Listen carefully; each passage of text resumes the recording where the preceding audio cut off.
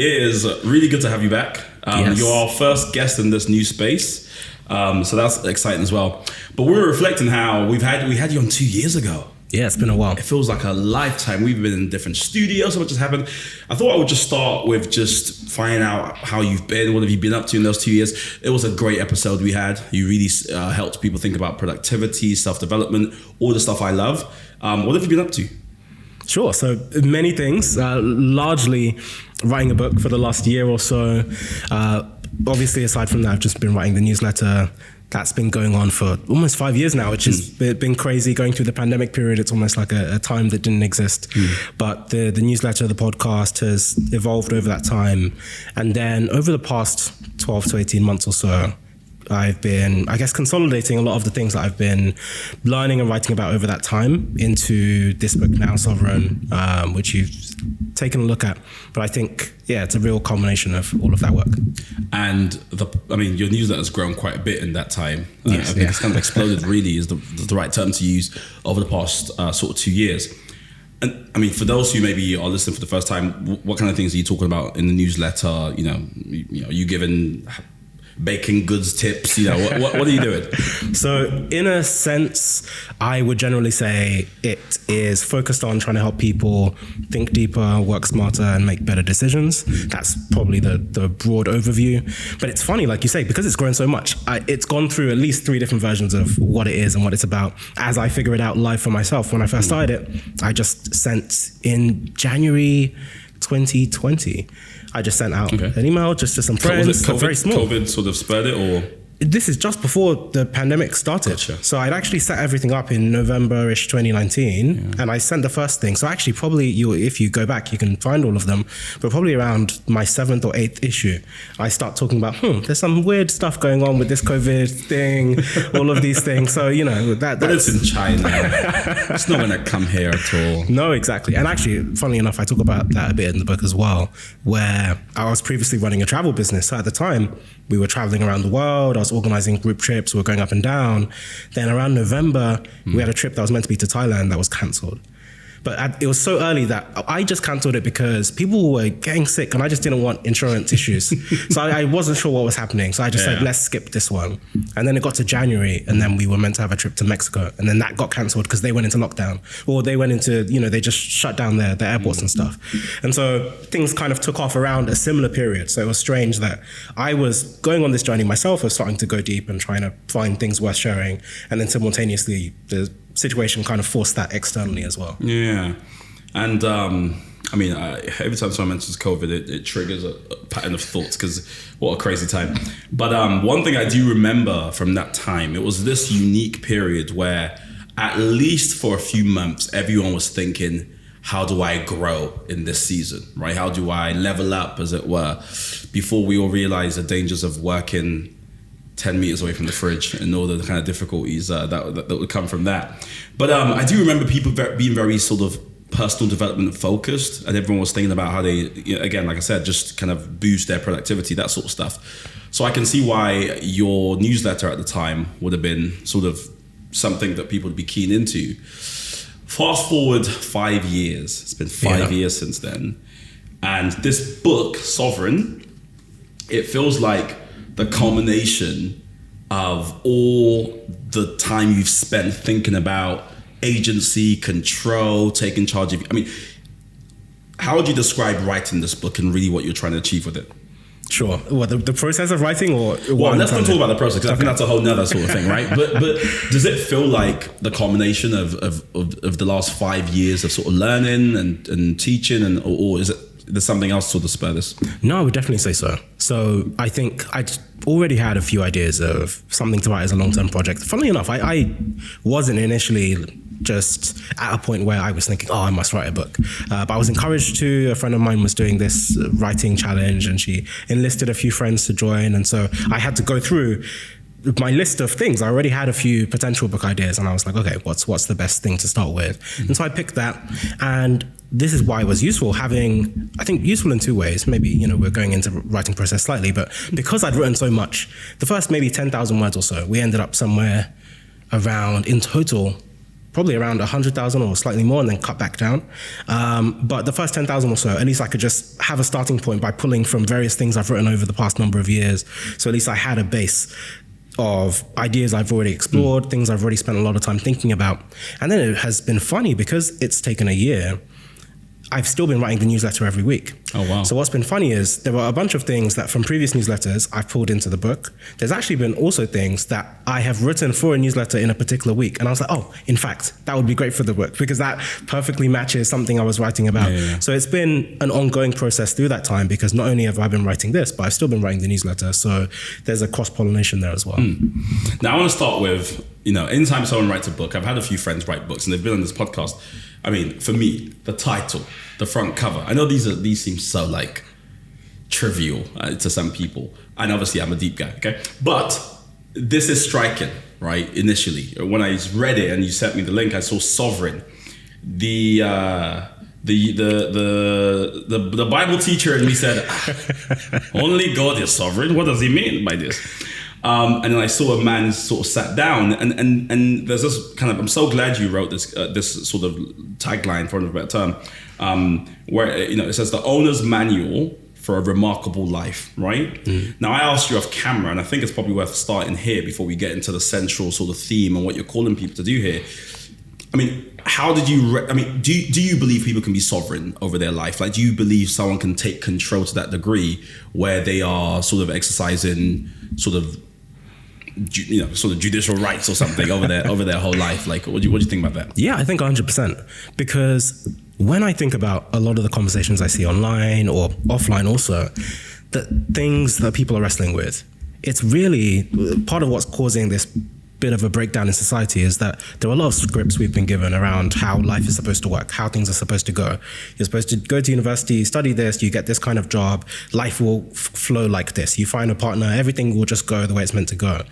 And so I think there's this duality where, on one hand, a lot of people are discovering, okay, actually, a lot of the rules and the way that I was told things are supposed to go, it's not going like that. The second part of it is that a lot of people, even when they do buy into it, they end up being trapped or feeling trapped, right? You might go into a career that you've spent all your life working towards, and then you get there and you're like, oh, this is actually not what I was thinking. And now you need to go through some kind of process of reinventing yourself and reconfiguring who you are and refining your identity.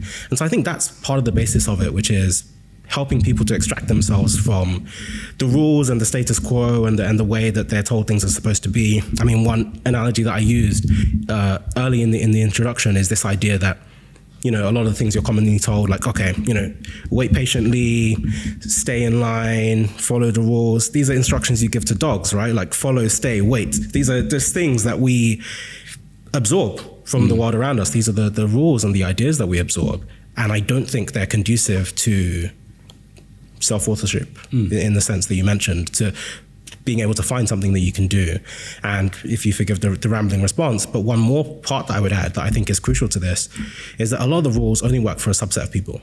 If you are already the kind of person that can go work in the best place, or you already have the contacts or the friends or things like this, I think there's also a large group of people that feel like, I don't have the resources that immediately make a path apparent, that immediately make it clear what I should be doing or where I should be going. And so the stories that we have and that we see largely shape our view of what's possible in the world. And so part of what I wanted to do with this is give people another set of stories that they can look at to find a path that works for them, because largely most of the stories I use here are people who are underdogs in some way, that are misfits in some way, that are outsiders in some way, that have to break in, they have to find a way, they have to make a path for themselves where there was previously no path. I mean, this is great. The urgency of this, I think, is so clear. I speak to a lot of like younger guys, but also just, I'm involved in so many different circles and communities. And one thing I'm observing, there's been a rise in sort of this kind of third space thing where people are just doing all sorts of things, trying to construct their own meaning, sort of in their sort of mid 30s to late 30s. They're just going, I've just been living based on a script that I don't really believe anymore, and now they're just trying to reconstruct, as it were. So when you start this book, right, I think it's so cool because you start with this call for people to step off a conveyor belt of conventional success, which is so interesting. But it's also very nerve-wracking and difficult, right? If you are a AVP at Barclays, you hate it, But it feels very safe and secure. You saying, well, step off that conveyor belt and think about something else. Or if you're a teacher and you like the safety and the pattern of, 6-week holidays and all that sort of stuff, someone telling you that, hey, that thing isn't filling you up, you ought to try something else. It sounds very like, wow, yeah, this is exactly what I need. But it's also very nerve-wracking. So what would you say to someone who maybe picks up your book already with a degree of apprehension, like, yeah, sure, I want to step off the conveyor belt, but it's so secure, it's so safe. Yeah. So I would say two things. One is that a big part of what makes the secure path comforting is also what makes it a trap later on. A lot of the time, it's the ease, it's the comfort. It's like quicksand. You can slowly sink into a role, into a position that you think is good for you or is easy for you. A lot of us like labels. Very often early in your life, you will get some label. Oh, this is the kid that's good at maths. This is the kid that is like this. And you will accept that and you just go through life as having that as your core identity. Mm-hmm. And then very often you get to your 20s, your 30s, your 40s or so, and you realize that this label, either it doesn't fit you as well as you want it to, or it just doesn't work for you. It doesn't do the things that you need it to do. You want to grow beyond that, but then it becomes a trap. And similarly, I used to work in corporate law. I worked at my dream firm, one of the biggest firms in the world. And I remember going through this personally where I was at the firm for 5 years. And you get to a point where you just think, I've spent the last 15 years preparing just to be here. How can I, despite my ambitions, despite the other things that I want to go off and do, to give that up, to sacrifice that? It's been my identity, right? I used to get people approaching me for mentorship. People would email me, call me out of nowhere, all kinds of, I would do talks. I'd go to Cambridge. I'd go to all kinds of places. A lot of my ego was wrapped up in this job title, in this position. This is the only thing that I've wanted. This is the firm that I wanted. Everything is lined up. But I know that I need something else. I know that I need more. I know that it's not serving me in the way that I need it to. And I think a lot of people are in similar positions. So I would say that... Well, wait, just on that. So did you end up leaving that job, right? Yes, yeah. So talk me through the gap between when you first had that thought of, these clothes don't really fit, but this isn't for me, and you actually saying, you know what, here's my resignation. No, I'm no longer here anymore. Sure. So I think a big part of this is having to expand your identity. A large part of that, and I talk about this to some extent in the book, is you have to do some work, not just on yourself, but you have to, in order to disentangle, okay, usually these two things come together. When you look at a job description, you have the job title and you have the things that you do in the job. These are the descriptions, the attributes. And a lot of the time, people tie their identity and the things that they do and the work that they're able to produce to that job title, to that role, to this position. And I think if you want to be able to move on, you need to be able to disentangle those two things and then look at the things that you can do, at the skills that you have, at the work that you've done, and figure out, how can this work in some other context? How does this work? How can I do these things outside of this job title? And I do think it takes some work and I do think it takes some time, but the largest piece of that is the identity piece. That's the part people will struggle with the most. You need to be able to remove your ego from that job title. And it took a while. So even, it's not to say, I mastered the universe, I went into a Zen state and then I quit my job and everything was smooth. Actually, some of this I learned in retrospect. Some of it was afterwards, then realizing, things are a bit different. I only realized in retrospect how much of perhaps my ego was attached to having this job, having this position, having these things. And so it's in retrospect that, okay, now that I've seen that play out, I can then hopefully write, this is how to approach it in a much more constructive way. But I asked you for that because I think many people, I was recently having a conversation with a friend. It's actually a conversation we're yet to have in full, who, well, no one knows who he is, so I'm sure he wouldn't mind me sharing that he's been doing a job, a pretty high profile, good, sort of solid, remarkable job. He's very diligent, it's very hard work, and literally someone I respect highly. And I mean, he kind of let me know for about, 8 to 10 years of doing this job, he has not been happy. It just hasn't been fulfilling.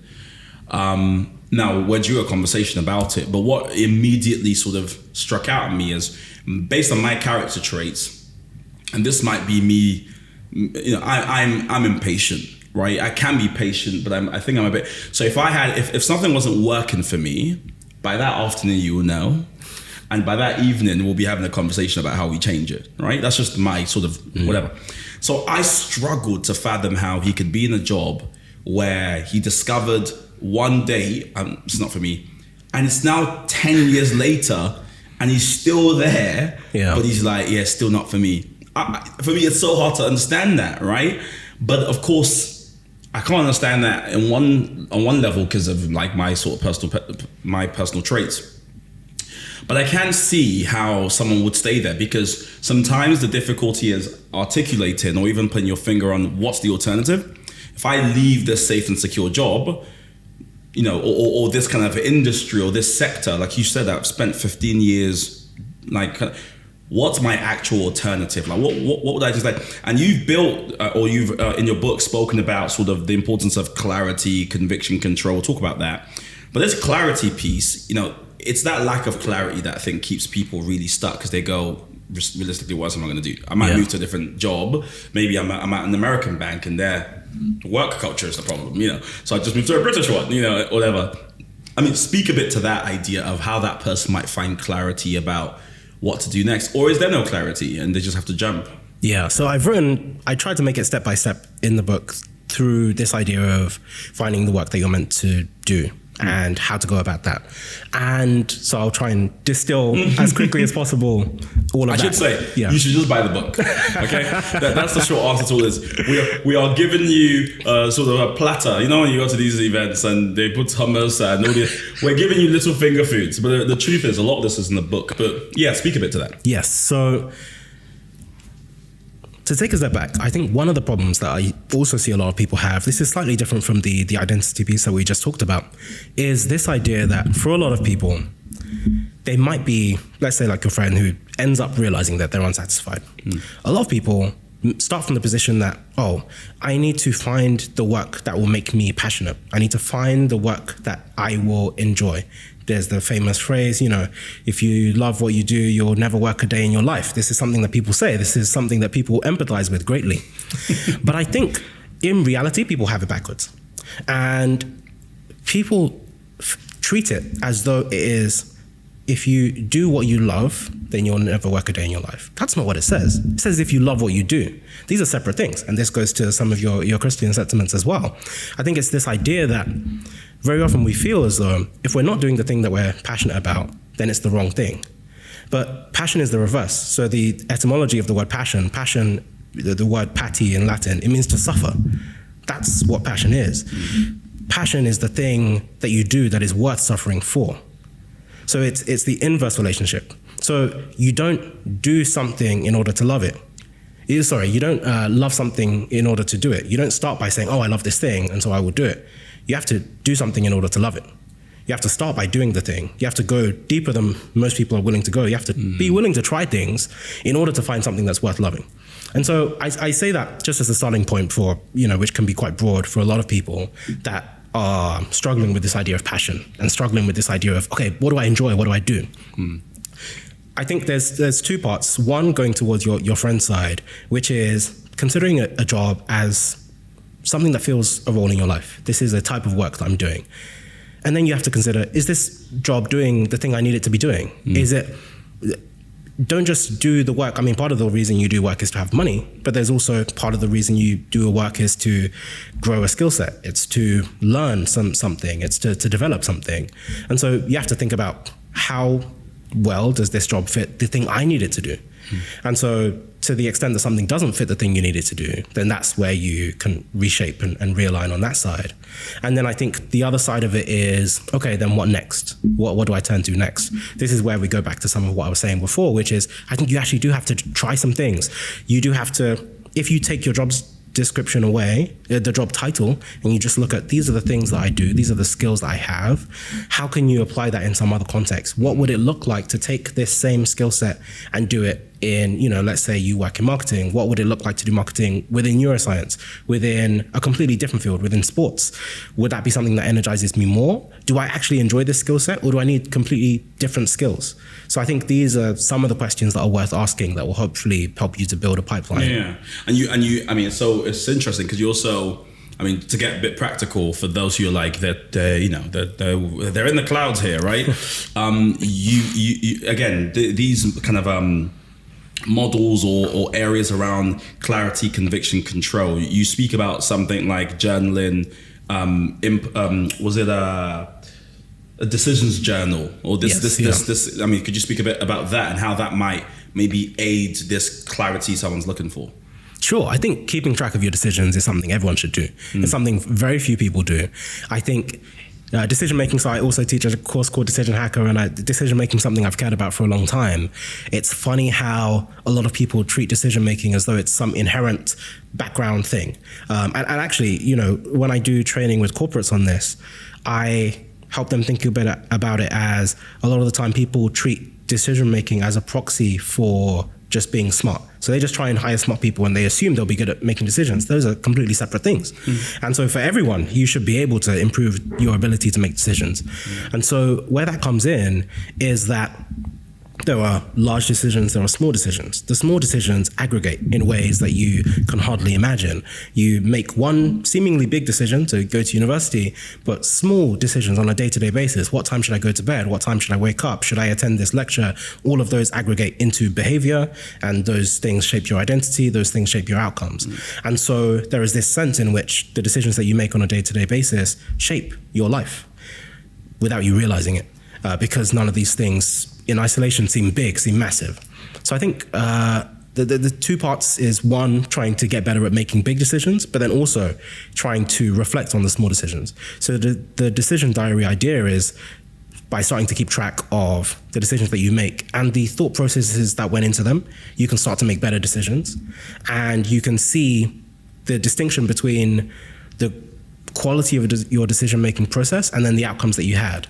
Because it's very often, it can be easy to judge a decision, the quality of a decision, by the outcome. Yeah. It can be very easy to say, I made this decision, like I went to bed late and I wasn't late for work, so actually it was a good decision. It was fine, right? But if you try that 9 times out of 10, you would know that the opposite is true. But very often you don't get to try it nine times out of 10. Yeah. There's lots of decisions that will work like that, where you don't get to try all the options. It's a bit like Russian roulette, where you have the 6 bullets in a chamber. If you get the wrong outcome on the very first pull of the trigger, the game is finished. You don't get the other 5 for obvious reasons. Yeah, no, exactly. But people act as though they have all 6, and you can continue making bad decisions, and eventually, I'll turn it around and I'll make a good one, and everything will be fine. This is actually so. I'm so glad you're saying a lot of these things, because you're putting language to something I think we all know inherently, which is, if you never stop and pause to really sort of appraise who you're becoming, decisions you're making, then we're all prone to just like doing the same things over and over again. And I actually think, I was listening to a podcast. I don't really listen to podcasts often. So when I listen to one, it stays with me for a while. And I was listening to one about this lady she'd been divorced 4 times. And she was talking about, which is obviously not the story, but she was speaking about how essentially she picked the same people 4 times. And she was explaining the different stories of how it all happened, but she just kept on picking the same people. It's a Christian podcast, so she was talking about how, each time it was the shame of, oh my gosh, initially it was like I'll be seen as a divorced woman. Then the second man, she was like, I'll be seen as a woman who's divorced 2 times. And the third person, she was like, I don't want to be someone who's divorced 3 times. And I was listening laughing, like, this is actually, it was such a beautiful image of a human nature where we just get, so I was like, so what's the difference between saying, I don't want to be the woman divorced 3 times versus I don't want to be a woman divorced 4 times. Like that changes anything. Like anyone of us is like, well, she's only divorced 4 times, not 3 times. But that's just how we are. We just keep repeating patterns. We are such habitual or habit-forming beings. So if people don't pause to really go, what decision am I making? What are the outcomes, or what led to that? They're prone to do it again. But in reality, how do they do that? Like, just speaking real practically here, is it once a quarter, someone should sit down and go, what decisions am I making? I mean, realistically, how do they journal? I've tried journaling so many times. I always fail, mainly because I find it mentally stressful, and I'm like, it shouldn't feel like this. So even when you say that, I'm like, am I really going to have time to do that? How would you advise I go about actually doing it? Sure. I think you can take two approaches, and I've done both. One, I would strongly encourage, if you're just starting for the first time, just do it for one day. Because people will have this grand ambition, I'm going to start this monthly routine, it's going to be like this, it's going to be like that. You will never finish it. It will never happen. So just do it for a day. Try actually writing down and keeping track of what decisions you made that day, what your thought process was going into the decision and what the outcome was. And then go back and revisit the quality of your decision making, like how you thought about it. When you got that outcome, was there something that you didn't consider? Was there some script you were running on, almost a bit like, I don't know if you've ever played NBA 2K or maybe even FIFA, a lot of these video games where you get to a certain point and then the animation takes over. So you're not actually controlling the thing anymore. There's just an animation. And like lots of people, something like that. Lots of people run like that, where in our day-to-day lives, as soon as something triggers feeling happy, feeling sad, feeling this, we have a behavior that's already preset, this kind of preset animation that we launch into without thinking about anything else. Actually, we stop thinking. We're no longer rationalizing anything else. So I think once you start this practice, even just trying it for one day, then that can help you very instantly to start seeing some of these small patterns. So I would do that on a very micro level. And then on a macro level, I would either monthly or quarterly have a sit down time. You can put it in your calendar so that you know when it's coming. And I do this two ways. One, you can do it looking back at some of your decisions. The other way I do it actually is I have this life wheel thing where you can look at different areas of your life and rate them on a scale of 1 to 10. And then do it honestly, and then look at those numbers and say why. And say, why is it where it is? And what would it look like if it was a 10? And then I had 3 questions that I would go through, which is essentially, the first is what would it look like if it was a 10? And then I think I had 3 things that I could do within the next however long you're doing it. So if you're doing it monthly or doing it quarterly, 3 things that I can do. And then the third one is something that I can do in the next 24 hours. So that you're immediately kicking off the process of, this is something I'm going to do. And I remember there was a period a few years ago where I needed to make a lot of changes in my life. There was a few areas where it can be very easy to not appreciate how, because your focus is entirely on some areas of your life, other areas of your life are withering because you don't pay attention to them. Once I was aware of it, then I can say, actually, every week I need to have 3 conversations with my friends. That's something I need to write down. Ooh. And once I've said that, then every week I'm just checking. Yeah. And in fact, during that period, I used to go for walks. And every day when I was walking, I would go back and look at that list. Even though I might not be doing that thing every day, but I would go back and I would look at it just as a reminder. So every day I'm looking at this thing. So even though I'm only doing the activity once a month, every day during that month, I'm coming back and I'm looking at, these are the things I said I was going to do. This is how I said I was going to act. Hey there, just want to say thank you for listening or for watching this podcast. We have a great desire to grow this podcast, and one of the ways we're going to do that is if you listening follow, or if you are watching, you subscribe to the podcast. The faster it grows, the more guests we can get, but also the better the podcast gets. So please just do me a favor, hit the subscribe button or the follow button. Back to the episode. So I think that's a really good segue into this idea of focus. We can talk a little bit about that because you write about that as well.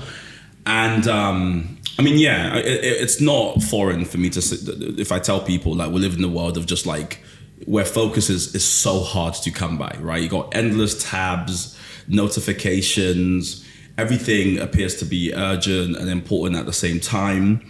If you get older, you start having competing demands. You got family, you got relationships, so much is going on. What's your system for helping people stay focused? Sure, a system. What I might start with, let me start with some philosophy here first, because I think this is probably one of the most underrated things that affects pretty much everyone. And I can give you several examples because I was actually just thinking of this morning. And most of them I mentioned in the book. But the one that comes to mind most immediately is the difference between Isaac Newton and Robert Hooke, who you may have come across when you're doing high school biology. But Robert Hooke, at one point, could have been considered probably the most talented, scientist at a particular point in time during the 1600s or so in the 16th century. So for a period, you could consider him, one of the smartest minds around. And then, and he does a lot of things. He creates innovations in biology, in physics, in architecture. He helps to rebuild London after the fire of London. He's the assistant to Sir Christopher Wren. He's doing all these incredible things, loads and loads of things, spreading himself very, very broadly. Around that same time, Isaac Newton, during the Cambridge plague, locks himself in a room for basically 2 years and comes out, completely rewrites all of physics, invents integral calculus, differential calculus, just to solve one particular problem in his equations, does all of this stuff. And he does all of this before turning 26. And so this is the output from him being incredibly focused. But the story doesn't end there, and I think this is where it's easy to get led astray. Because then in the second half of Isaac Newton's life, he gets consumed with conspiracy theories about the Bible. He starts doing alchemy. He starts trying to do all kinds of other things. Witchcraft. Don't get you. Don't get you. I'm joking. Sorry. No, essentially. And so then, his productivity falls off. Now he's chasing shadows in the dark. And so you have this dichotomy where, okay, on one hand, you could have said, here's an example of someone incredibly focused. Look how much he was able to do versus someone who spread themselves a bit. But then it shows that focus isn't fixed. Focus can be lost at any time. And if you look at how prolific he was in the first half of his life, that's most of the stuff we know him for. The stuff that he did later is not the stuff we know him for. We don't know him for contributions to alchemy or for, thinking of who's trying to rob the royal mint or which conspiracy theories are in the Bible. These are not the things that he's useful for. He's useful for the things he did in a very short period of time. Well, he found focus. Yeah, exactly. So that's where I wanted to start. In terms of finding focus, I think that a lot of this can be similar to some of what we discussed, where it comes to your day-to-day life. One, the easiest system I can think of that's been really useful for me is having my notebook. I don't do well with trying to do this on screens. There's a bunch of apps you can use and lots of things you can use online, or you can scrap that. My way, you just need a notebook and a clock. I just divide my notebook into four sections, 1 page, and then I just write within each section the time. So depending on how long you want your workday to be, it could be 9 to 11 a.m., then 11 till 1 p.m., then 1 till 3 p.m., then 3 to 5 p.m. Or if you have a longer day, you can do longer periods of time. But I just write one goal, one objective for each of those periods. So this is not really time blocking in the same way. That doesn't always work for me, but it's having a focus for that time. I can get distracted during that time because I have a few hours, I can do some other things, but this one thing needs to happen during that window. Got you. And so at the end of the day, at least I'll have 4 things that I can say, I got those things done. And those were the most important things because, I might have other things I need to do in each of those chunks, but as long as I did the main thing, then the main thing got done. That's really good. That's really, really good because you're sharing something that works for you. And I think there's a part of this as experimentation as well, to your point. So I use digital tools, but the philosophy is important because people have this idea that someone who's achieved a lot must be always focused, not realizing, as you said, focus is found. Sprints work better than marathons when it comes to our brains, because there's also a psychology of this. It takes quite a lot of energy for your brain to be focused on one thing. It's literally a workshop of random ideas like darting and bouncing into each other. But I remember I used to do a masterclass on time management, and it was a 3-hour masterclass. So we spent 3 hours going through lots of literature around time and time management and a bit of philosophy as well. And it's interesting because what I always found the most what people rather who came always found the most sort of helpful was the half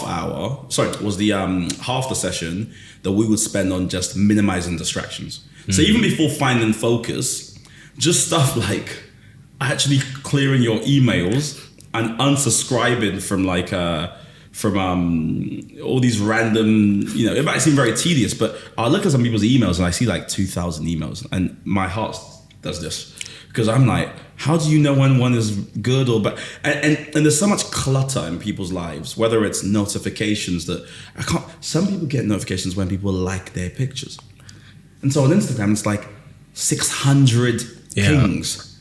I mean, how could you even talk about finding focus when we haven't just minimized distractions and just got to a stage where our phones or our tablets, our even our office, there's a sense in which we've just turned the noise down a tiny bit before we can then go, okay, you know what? Let's pick really key tasks to get done today, or let's think about whether it's the urgent, important matrix, whatever it is. That whole minimizing distraction, I find to be a particular issue. Is that something you've written about before? And sort of how would you advise people approach that? Because I think people actually need to just block out like 3 hours to just unsubscribe from stuff and delete things and clear spam and mute apps or leave apps they don't use anymore. That sort of thing. I think so, but maybe what I would say is I think it depends on the kind of work you're trying to do. So yesterday I was actually just writing about, there was a computer scientist, I think his name is Douglas Knuth.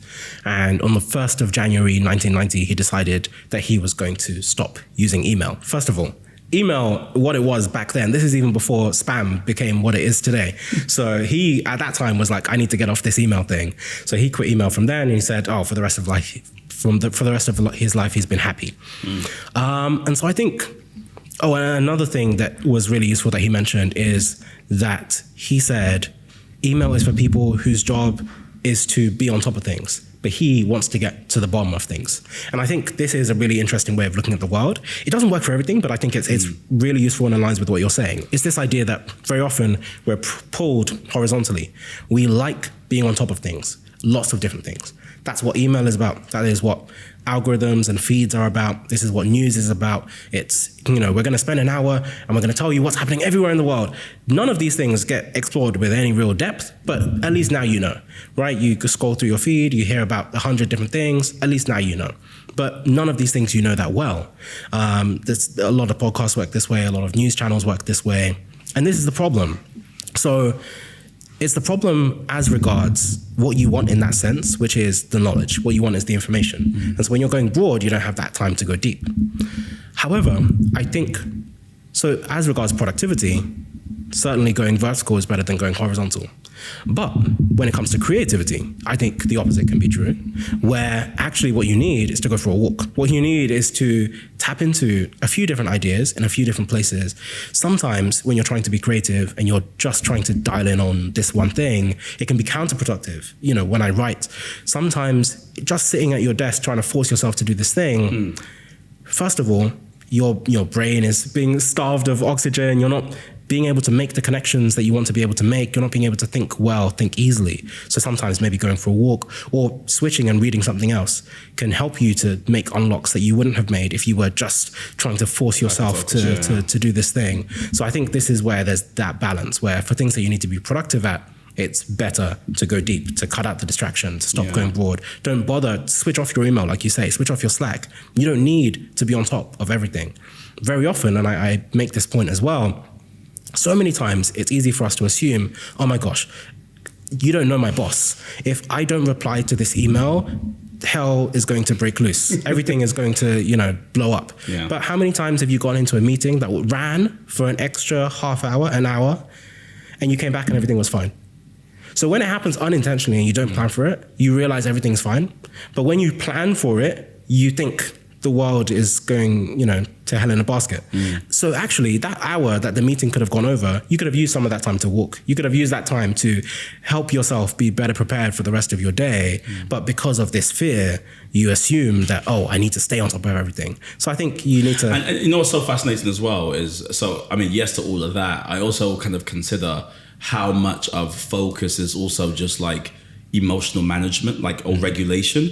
I don't think people see it as that, in that they think it's this cerebral thing of I just got to, lock in, and you kind of go, actually, when you struggle to focus and really get things done, it's often because one, you're addicted to dopamine. Let's just kind of call a spade, or two, you aren't able to usurp feelings that kind of arrive and demand attention. You're not able to kind of go, okay, I know I feel like doing this right now, but I ought not to do this right now. I'm going to sort of discipline that emotion and do something else. And if people saw it like that, then they might actually realize that the kind of franticness of our lives is actually sometimes just due to us being a bit emotionally unregulated. There's a task you want to do, but it evokes maybe stress in you, you feel a bit apprehensive, so you just never do it. So, I'm sure people, maybe I'm confessing too much here, but there have been tasks on my to-do list for way too long, right? And those tasks legit would take me 1 minute to do. Like there's like my speaking agencies, for instance, there's a new topic that I want to add to my sort of thing that I want to start speaking about. I've got an email written out to send it to them. I haven't sent it for a month because I'm like, it's not the right time. And it's like, all of that is because I know when I send it, a chain of events will start to happen that I'm like, do I really want that to be the case? But I have to interrogate that to know that actually what's on the other end of that email is what scares me. And that's why I'm procrastinating. That's why I'm not sending it. And that's just because I'm not emotionally mature enough to know that this is going to evoke some negative. When I see that task pop up for entrepreneurs, it's talking to the accountant, where you're like, so you just push it away. So can you speak to a bit of that, of how actually this focus finding, not wasting time, part of that is actually just managing your emotions better and not being so sort of scared of negative emotion. Yeah, I mean, going a layer deeper than that, it's also biological, actually, like very much what you were saying. This is extremely biological. So there's a concept of allostasis, which is how your body regulates the hormones and your metabolism, how it's going to use energy. And so actually, if you notice a lot of the things that cause you fear, part of it is that your body in advance is planning for the day, is planning for the things it knows you're going to have to do, and trying to apportion the energy that you have based on, how much sleep you've had, based on how much food you've eaten, what kind of food you've eaten, is trying to say, okay, here's how much energy I need. This is why people feel a lot of mental blocks around going to the gym, around having meetings, because on the other side of that is complexity, because these are things that are hard to plan for. These are things that you suddenly know are going to be very metabolically expensive. You're going to have to think a lot. You're going to have to feel a lot. It's a lot to handle, to plan for. And so your body kind of freaks out in advance, and then it's like, oh, actually, I don't want to go to the gym. It's not the right time. No. Yes, exactly. I don't want to send this email, because on the other side of sending the email is the complexity of what if they respond like this? What if it's like that? So because you don't know that, if it was something easy where you pull a lever and a biscuit falls out and you know exactly what's going to happen, you wouldn't feel any of those things. Exactly. You would just do it. But it's only because there's complexity on the other side. So I think, first of all, it's being able to accept that part of this is biological. This is not just some quirk that is unique to you. This is how you're built to be, because that's how your body has evolved. The second part is there's some very easy biological things you can do even before you get to emotional things, like sleeping better, like eating better. These things are not just for, so you can have abs, but actually on a very fundamental level, sleeping well, eating well, having the energy that your body needs to be able to tackle some of these things, so your body's not freaking out when your brain is thinking, I have to do something that's very intense, very difficult. A lot of that you can actually take care of in advance simply by the way that you orient your life. Then I think going a step beyond that is then where you can think more specifically about, okay, I think something that is quite important, going to what you were saying, is that very often, and this can be where what we talked about earlier with decision diaries and things like that can be useful, is because a lot of time, actually, it's not as clear cut as what you've just mentioned. People feel this weird nebulous pressure and they don't know where it's coming from. They don't know why they feel like that. They just know suddenly they're not in the mood anymore. Suddenly they don't feel like they can do this thing.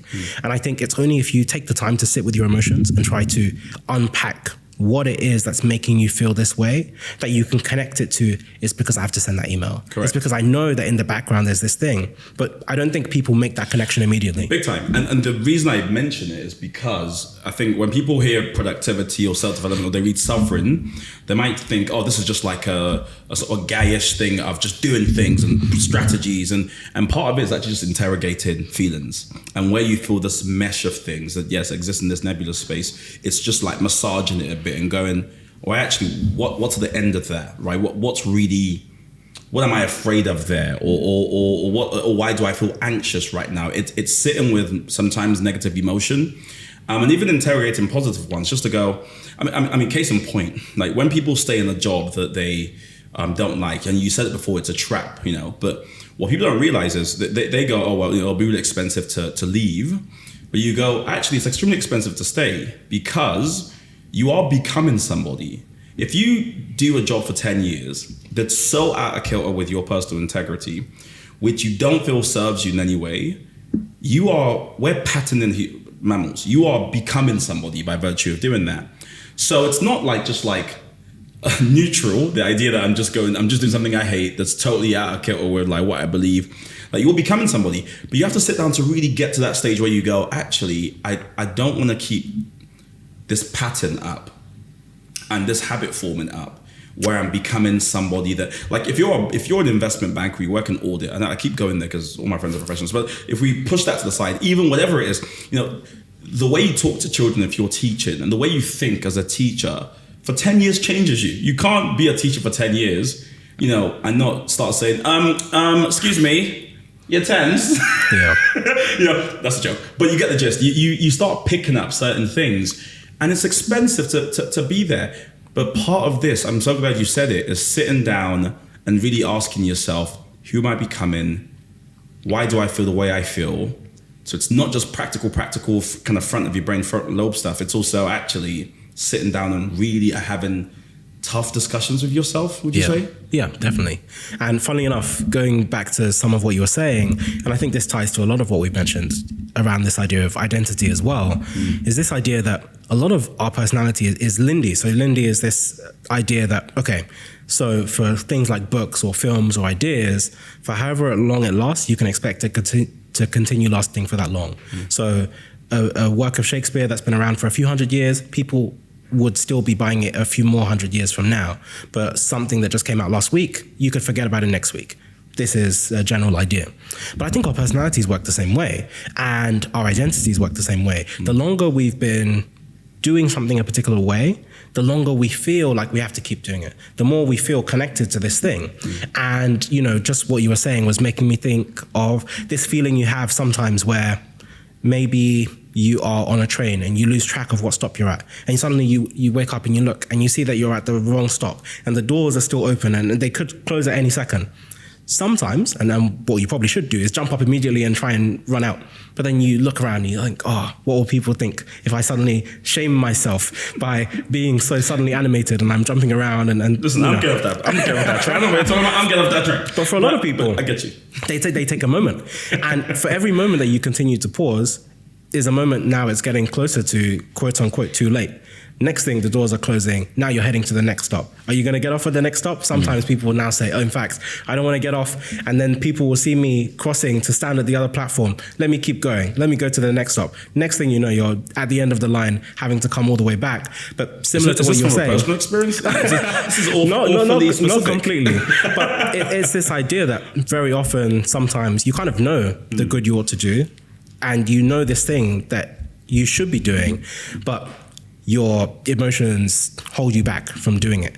But that by itself is already one thing. But actually, the longer it takes you to wake up and change path and to come back and start heading the other direction, the further you start going in the direction you're trying not to go. So very similar to what you were saying with your friend, with a lot of the people in general, is that there is an immediate opportunity cost. Every month that it takes you, not necessarily to leave, but to figure out why you're here, where you need to go, every month it takes you is a month further away from going in the other direction. Every minute that you wait on the train that's taking you in the wrong direction is a minute late that you're going to be when you finally start heading in the right direction. So I think that's part of it as well. Yeah, listen, mate, I wish I could frame this conversation because,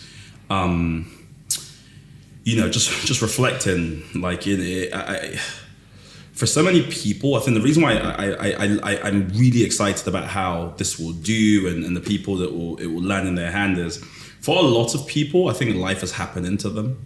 If they're being honest, it just feels as though you just wake up and before you've had a chance to think, there's just things you need to get done and you just keep on going. And what's doubly sad is most of our life is spent at work, right? And then we try to forget the work for 2 days and then we start again. So agency is something that's really hard to come by, right? And this book feels like a manual or at least an opportunity to remind people that actually you do have some agency.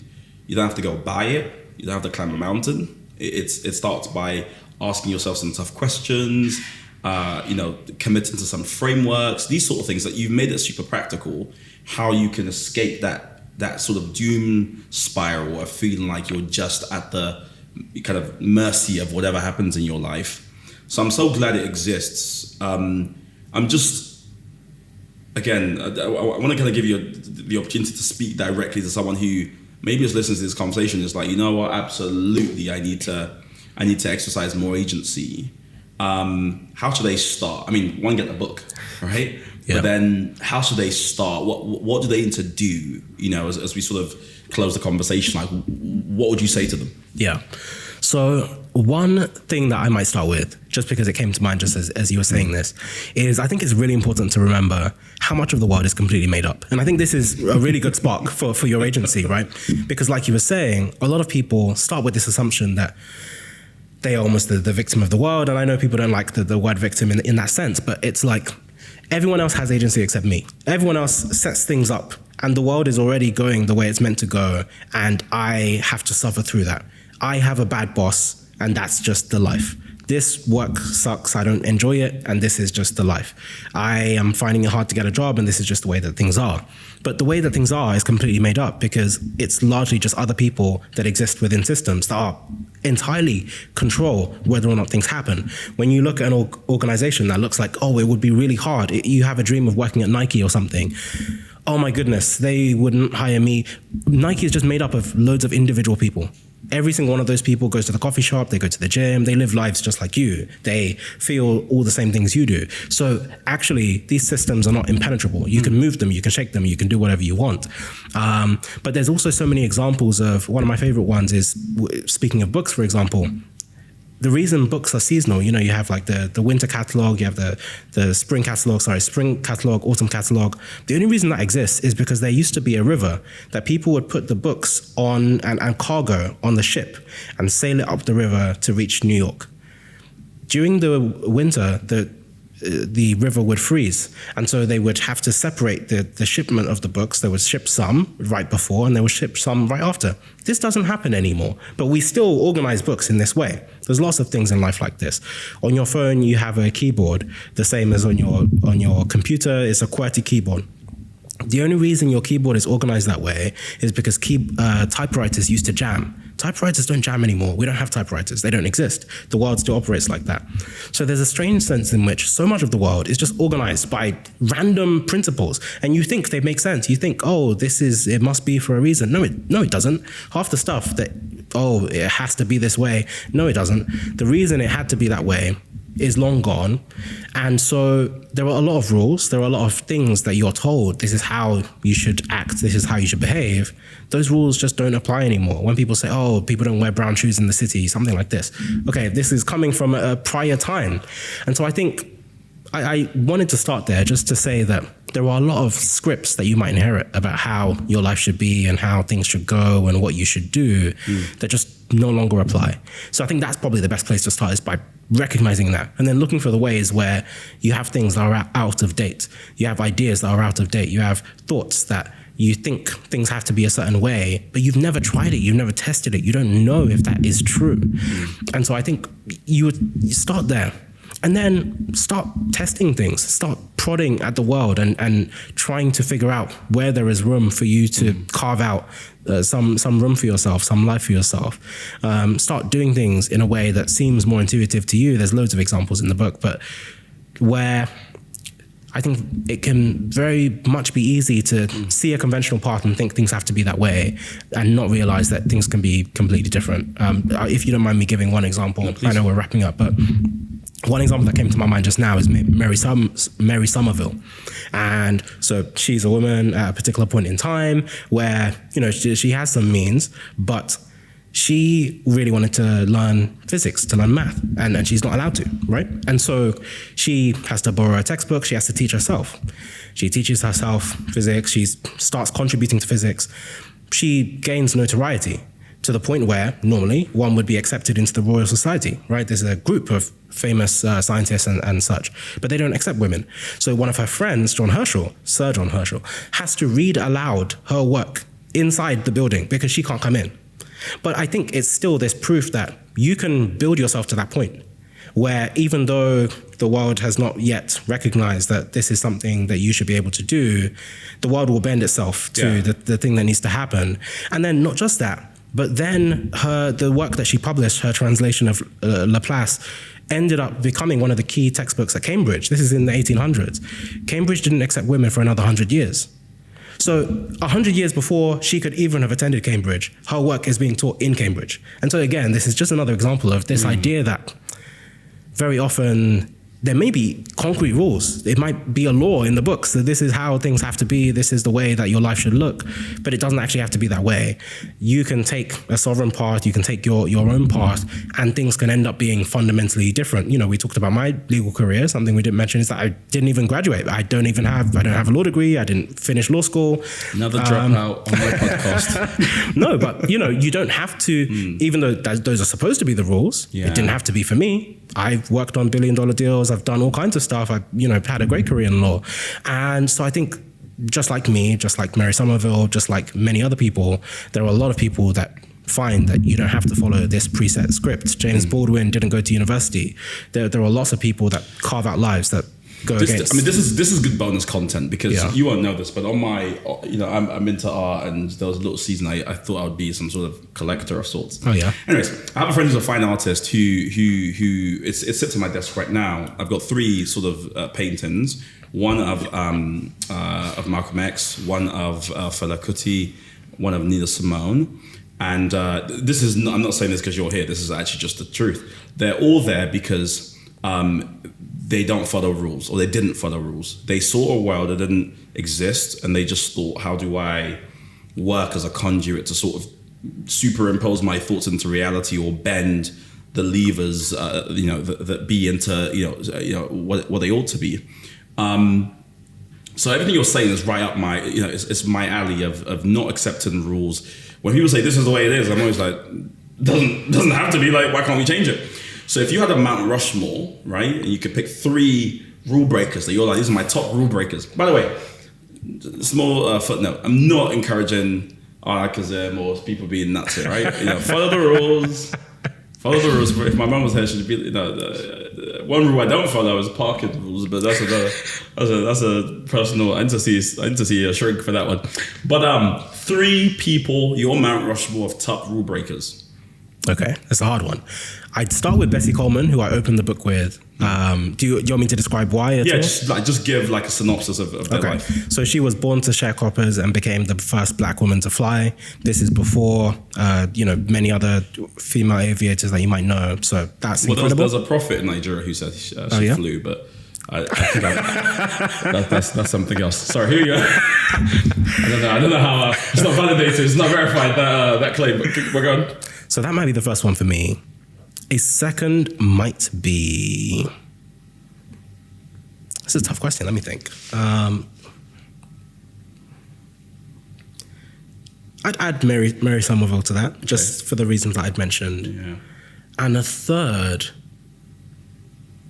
maybe Barry Marshall, who I also mentioned in the book. He was a scientist that had this idea that... stomach ulcers were caused by bacteria. This is before people, now we understand very differently. And people just said no. People were like, that's ridiculous. This is absurd.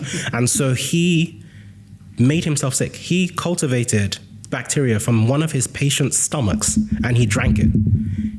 He gave himself a stomach ulcer to prove that his belief in this thing. He ended up winning a Nobel Prize, but that took years. It took like 20 years of him toiling away in the darkness and no one believing this theory that he had. So I use that, I think that's breaking the rules as well. And if there's any more that you think they are in the book, honestly, mate, I know I've toyed with writing books, so I know a tiny bit about the process. Well done on getting it done.